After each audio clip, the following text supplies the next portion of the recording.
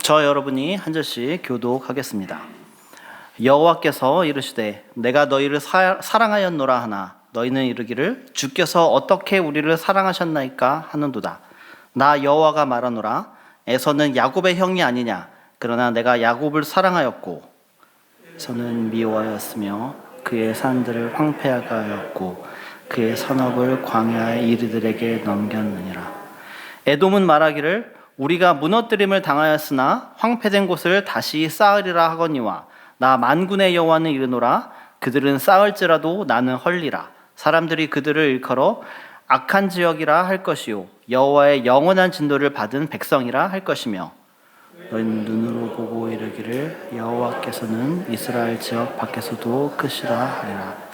내 이름을 멸시하는 제사장들아 나 만군의 여호와가 너희에게 이르기를 아들은 그 아버지를 종은 그 주인을 공경하나니 내가 아버지일진데 나를 공경함이 어디 있느냐. 내가 주인일진데 나를 두려워함이 어디 있느냐 하나 너희는 이르기를 우리가 어떻게 주의 이름을 멸시하였나이까 하는도다. 너희가 더러운 떡을 나의 제단에 드리고도 말하기를 우리가 어떻게 주를 더럽게 하였나이까 하는도다. 이는 너희가 여호와의 식탁은 경멸히 여길 것이라 말하기 때문이라. 만군의 여호와가 이르노라 너희의 눈먼 희생 제물을 바치는 것이 어찌 악하지 아니하며 저는 것 병든 것을 드리는 것이 어찌 악하지 아니하냐. 이제 그것을 너희 총독에게 들어보라. 그가 너를 기뻐하겠으며 너를 받아주겠느냐. 여호와가 이르노라 너희는 나 하나님께 은혜를 구하면서 우리를 불쌍히 여기소서 하여 보라. 너희가 이같이 행하였으니 내가 너희 중에 하나인들 받들겠느냐. 만군의 여호와가 이르노라 너희가 내 제단 위에 헛되이 불사르지 못하게 하기 위하여 너희 중에 성전 문을 닫을 자가 있었으면 좋겠도다. 내가 너희를 기뻐하지 아니하며 너희가 손으로 드리는 것을 받지도 아니하리라. 만군의 여호와가 이르노라 해 뜨는 곳에서부터 해 지는 곳까지 일반 민족 중에서 내 이름이 크게 될 것이라.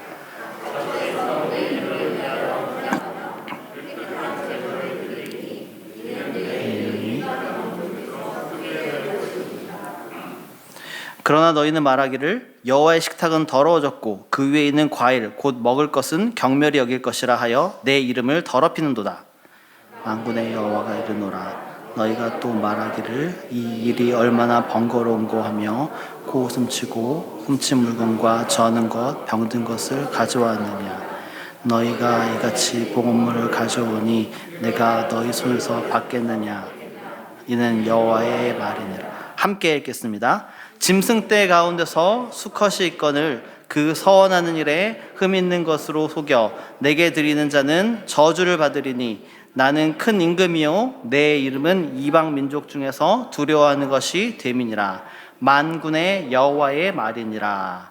아멘. 안녕하세요. 평안한 한 주 보내셨나요? 지지난주까지만 해도 날씨가 엄청 더웠었는데 이번 주에 지난주 한 주간 또 서늘한 날씨가 또 우리에게 오는 것이 가을이 이제 오는 것 같습니다. 좋은 날씨 속에서 하나님께서 주시는 풍성한 은혜들 듬뿍 누리는 오늘 주일 오후 되시기를 소망합니다. 오늘 우리가 읽은 본문은 말라기서 1장 2절부터 14절까지의 말씀을 우리가 함께 읽었습니다. 말라기서는 우리 성도 여러분들 잘 아시겠지만 구약 성경의 가장 마지막 성경입니다. 그리고 신약이 시작되기 전에 마지막 성경이기도 합니다. 따라서 말라기는 구약의 총결론이기도 하면서 동시에 신약의 서론이라고까지도 말할 수 있습니다. 말라기서의 배경은 이스라엘 백성이 바벨론 포로에서 모두 귀환하고 나서 100여 년의 시간이 이미 지난 상황입니다. 그리고 예루살렘의 성벽도 재건이 되었고 또 성전도 모두 재건한 뒤입니다. 겉으로는 모든 것이 회복되어서 이스라엘 백성은 하나님의 은혜 안에서 풍성한 은혜만을 누리며 살아갈 것처럼 보이지만 실상은 사실 그것과는 반대였습니다. 말라기 선지자가 활동하던 그 시대에는 성전의 예배가 아주 황폐화되었습니다. 그리고 많은 이스라엘 백성들이 하나님께서 금기시했던 이방인들과 결혼을 하면서 우상 숭배가 만연하게 되었고, 또 가정 파탄도 빈번하게 일어나는 그런 상황 가운데 있었습니다. 이스라엘 백성이 이런 총체적인 위기의 상황 속에 있었기 때문에 그들이 하나님께 드리는 성전 예배도 당연히 제대로 이루어지지 않았습니다. 이스라엘 백성이 하나님께 제사를 드릴 때에 제물로 아주 흠이 없고 가장 좋은 것을 하나님께 드려야 합니다. 그런데 오늘 본문 8절 말씀을 보면은요, 그들이 하나님께 제사를 드리기 위해 나올 때에 제물로 가져온 것들이 눈 멀고 다리 절고 또 병든 것들이었고, 또 이것들을 가져와서 하나님께 드리고 제사를 드렸다라고 말하고 있습니다. 이런 암울한 상황들이 빈번하게 일어나는 시대가 바로 말라기 시대였습니다. 따라서 말라기 시대는 하나님의 백성인 이스라엘이 아주 영적으로 타락한 시대라고 볼 수 있고, 하나님께서 이렇게 타락한 이스라엘 백성들에게 말라기 선지자를 통해서 하나님의 경고를 담은 그런 내용들이 잘 담겨져 있는 성경이라 볼 수 있습니다. 오늘 본문은 이 말라기서의 처음 시작 부분인 1장 말씀입니다. 오늘 말씀의 제목을 동상이몽이라고 제가 정했습니다. 동상이몽은 사자성어입니다. 동상이몽이라는 이 사자성어를 분석하면은 한 가지 동자, 그리고 평상상자, 달을 이자, 그리고 꿈몽자, 이렇게 4개의 한자로 구성되어 있습니다. 이 말을 바로 해석하자면은 같은 침상에서 서로 다른 꿈을 꾼다, 이런 뜻입니다. 즉, 이 사자성어는 똑같은 상황에 있는 둘 혹은 여럿이 자기의 입장과 상황에 맞춰서 다르게 해석을 하는 경우에 이 사자성어를 사용합니다. 오늘 말씀 속에도 말라기 선지자를 통해서 말씀하신 하나님과, 그리고 이 하나님의 말씀을 듣고 있는 이스라엘 백성 간에 동상이몽이 존재하는 것을 볼 수 있습니다. 먼저 2절 말씀을 한번 읽어보겠습니다. 여호와께서 이르시되 내가 너희를 사랑하였노라 하나 너희는 이르기를 주께서 어떻게 우리를 사랑하셨나이까 하는도다. 아멘. 먼저 하나님께서 말라기 선지자를 통해서 말씀하십니다. 내가 너희를 사랑하였다. 그런데 이 하나님의 말씀에 대한 이스라엘 사람들의 반응은 어떻습니까? 주께서 어떻게 우리를 사랑하셨나이까? 이렇게 오히려 반문합니다. 뭔가 하나님과 이스라엘 백성 간에 상반된 견해 차가 보이는 것을 볼 수 있습니다. 과연 하나님께서는 이스라엘 백성들이 느끼는 것처럼 그들을 사랑하지 않으셨을까요? 아니겠죠. 하나님께서는 분명히 이스라엘 백성을 사랑하셨습니다. 하나님께서는 이스라엘 백성을 사랑하셨지만 이스라엘 백성들이 그렇게 느끼고 있지 않은 겁니다. 이스라엘 백성들은 왜 하나님께서 이스라엘 백성을 사랑하지 않는다라고 느끼고 있는 것일까요? 이스라엘 백성은 상황과 조건을 받기 때문입니다. 말라기 시대에는 이스라엘 사회에 수많은 부정, 부패, 자포자기, 그리고 이방 민족과 결혼함을 통해서 오는 수많은 문제들이 이스라엘 백성에게 닥쳐왔습니다. 그러나 그들의 문제는 그들이 하나님의 사랑을 의심하는 데서 시작된 것입니다. 하나님의 사랑을 의심하고 저버렸기 때문에 그들의 사명감도 상실하고 자포자기의 길로 그들은 가고 있었던 것입니다. 그리고 그것을 하나님께서 그들을 사랑하지 않으셨다, 이렇게 느끼고 있는 것입니다. 그러나 하나님께서는 이와 반대였습니다. 하나님의 사랑은 변함이 없었습니다. 단 한순간도 이스라엘을 향한 사랑이 변한 적이 없습니다. 그렇기 때문에 하나님께서는 이스라엘 백성을 택하셨습니다. 그것은 이스라엘 백성이 다른 민족보다 능력이 훨씬 뛰어나거나 혹은 그들이 그 그 어떤 민족보다 더 특별하게 하나님을 사랑해서 그들을 택한 것이 아닙니다. 그냥 하나님께서 그렇게 하신 겁니다.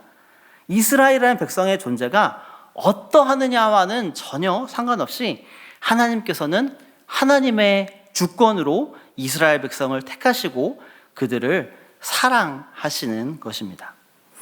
오늘 본문에서는 이스라엘 백성들이 하나님이 자신들을 언제 사랑했느냐 이렇게 말함에도 불구하고 하나님께서 그들을 사랑한다라는 것을 보여주시기 위해서 야곱과 에서를 들어서 말씀하십니다. 우리 2절과 3절 말씀을 우리 함께 합독하도록 하겠습니다. 여호와께서 이르시되 내가 너희를 사랑하였노라 하라. 너희는 이르기를 주께서 어떻게 우리를 사랑하셨나이까 하는도다. 나 여호와가 말하노라. 에서는 야곱의 형이 아니냐. 그러나 내가 야곱을 사랑하였고 에서는 미워하였으며 그들의 산들을 황폐하게 하였고 그들의 산업을 광야의 이리들에게 넘겼느니라. 아멘. 지금 읽은 말씀 가운데 야곱은 사랑하였고 에서는 미워하였다. 이 말은 하나님께서 에서가 아니라 야곱을 택하셨다라는 뜻입니다.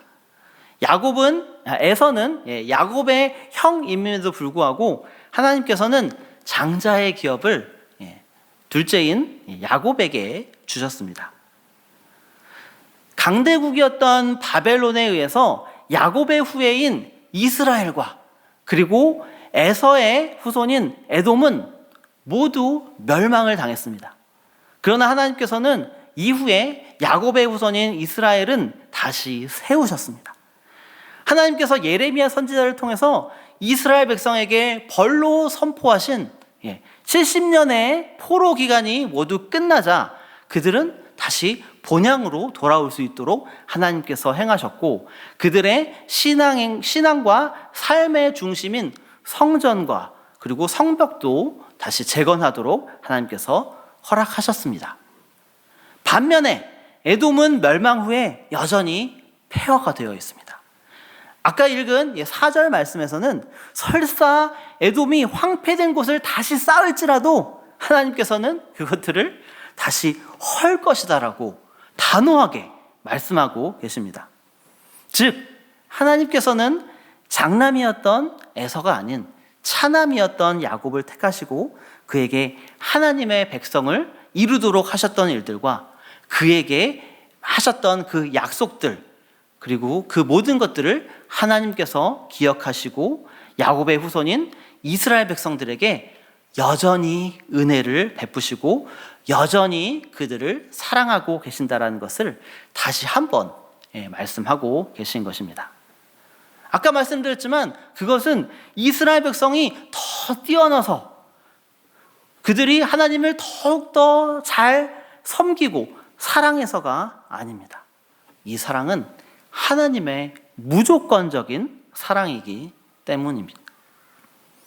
하나님의 참 사랑은 객관적인 조건의 영향을 받아서 결정되는 것이 아니라 사랑을 행하시는 하나님의 무조건적인 결정에서 나오는 것입니다. 그 무조건적인 사랑으로 하나님께서는 결코 이스라엘을 사랑하지 않으신 적이 없었습니다. 그럼에도 불구하고 이스라엘 백성은 하나님께서 언제 어떻게 자신들을 사랑하셨냐라고 투정하고 있는 것입니다.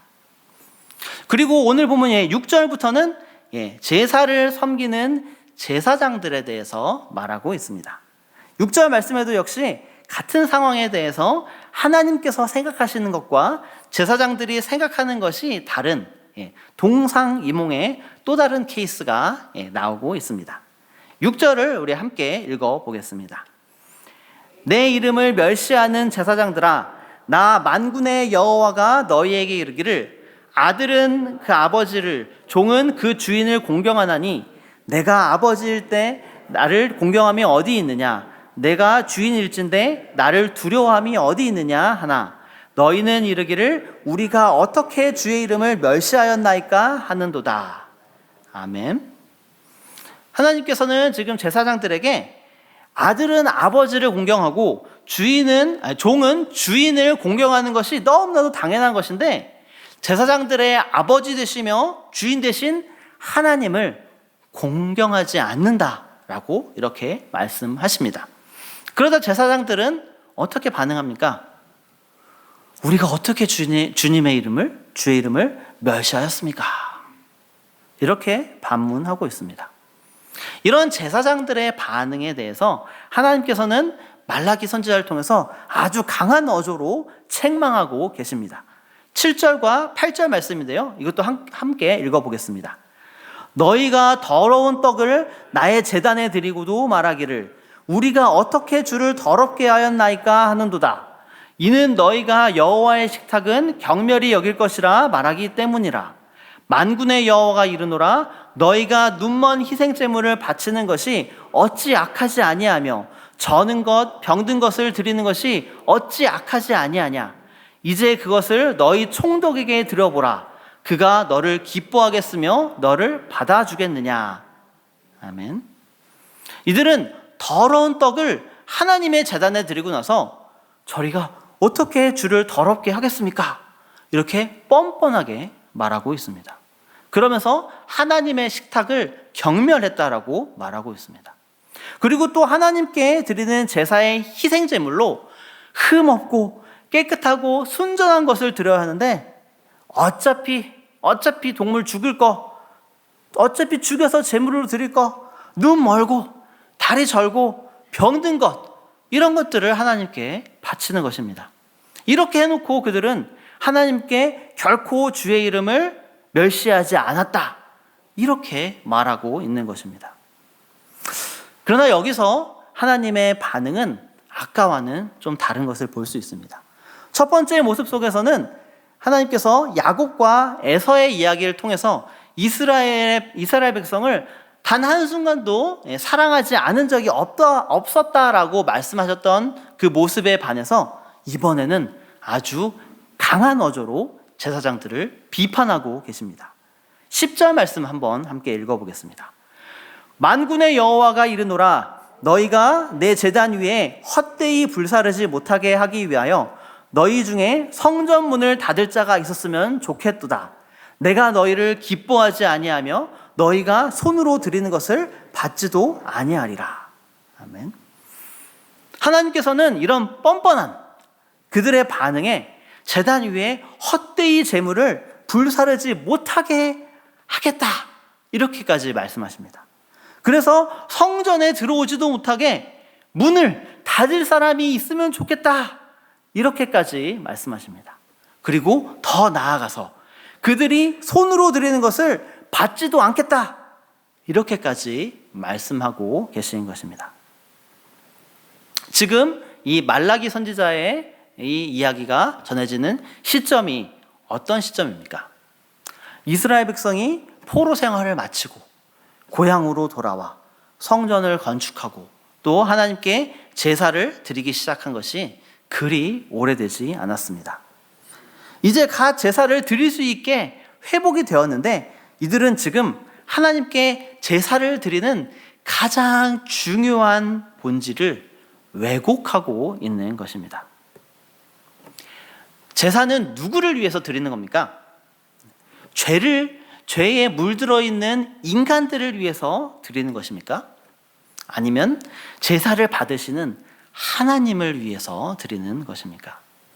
네, 후자입니다. 우리가 오해하지 말아야 할 것은 제사는 본질적으로 하나님께서 사람들의 죄를 용서해 주시기 위해서 제정한 것이 아니라는 것입니다. 제사는 거룩하신 하나님과 죄로 물들어 있는 우리가 함께 할 수 없기 때문에 드리는 것입니다.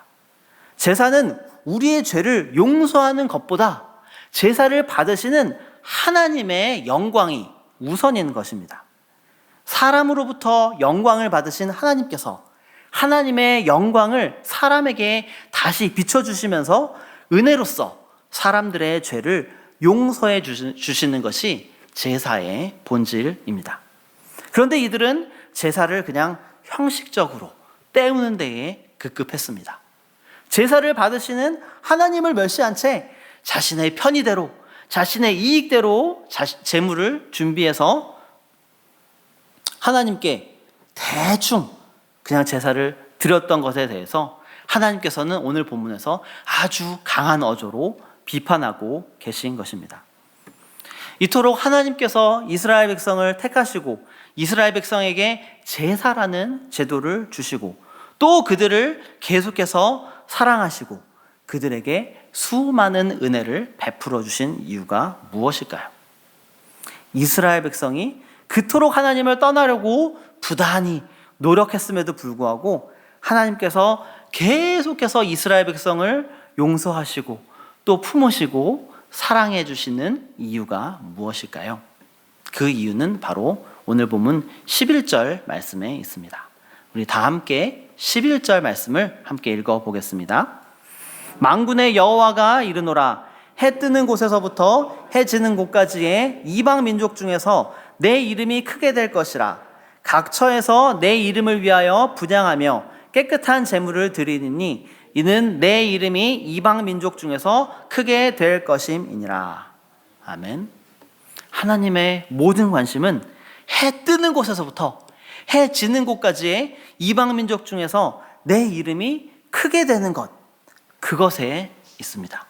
그리고 각 처에서 오직 하나님의 이름만을 위해서 깨끗한 제물을 드리고 이를 통해서 하나님의 이름이 이방의 모든 민족 중에서 크게 되는 것이 하나님의 관심입니다.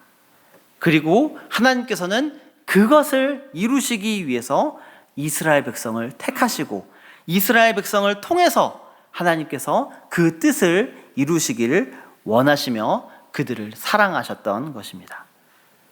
그것이 바로 하나님과 같은 꿈을 꾸는 것입니다.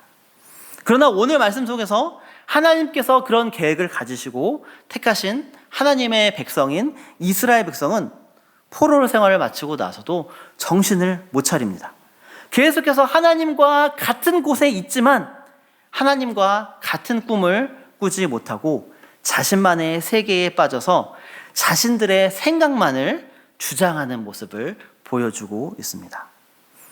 그러나 하나님의 계획은 그럼에도 불구하고 동상이몽을 꾸고 있는 이스라엘 백성이 하나님과 같은 꿈을 꾸도록 하기 위해서, 즉 동상동몽을 위해서 이스라엘 백성을 고치시고 또 선하게 인도하시고자 끊임없이 역사하고 계신 것입니다. 사람은 고쳐 쓰는 것이 아니라는 말이 있습니다. 이 표현이 적절한 표현이냐 이런 것에 대해서는 좀 논의하지 않고요. 적어도 하나님의 관점에서 봤을 때에 이 표현은 맞지 않습니다. 하나님께서는 사람을 고쳐 쓰십니다. 그토록 말 안 듣고 하나님을 배반하는 이스라엘 백성도 계속해서 하나님께서는 용서해 주시고 어르고 달래서 그들을 통해서 하나님의 일을 진행해 오셨습니다.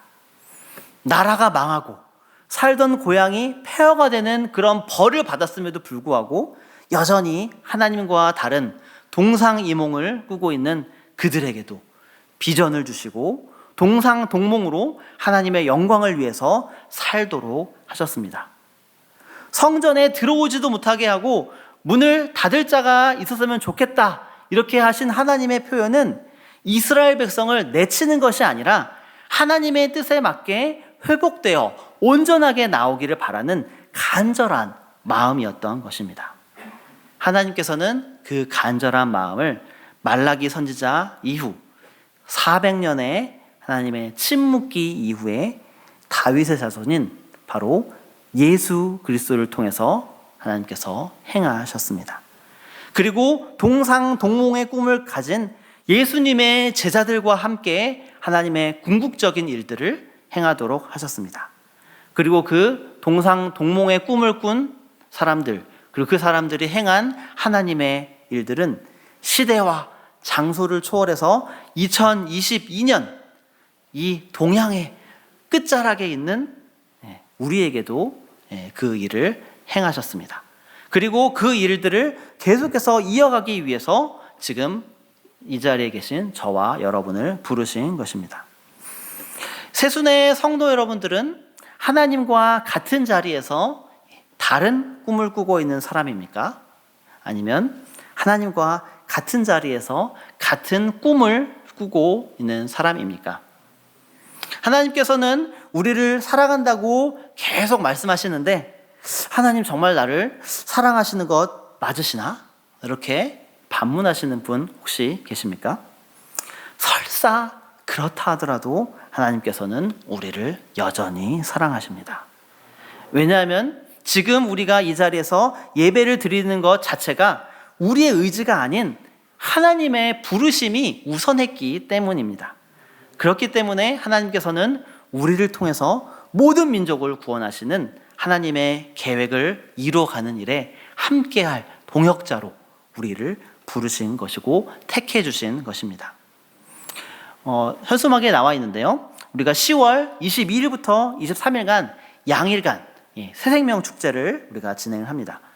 이날은 모든 민족을 구원하시는 하나님의 계획을 이루기 위해 하나님께 먼저 택함을 받은 우리가 하나님께 반응하는 날입니다.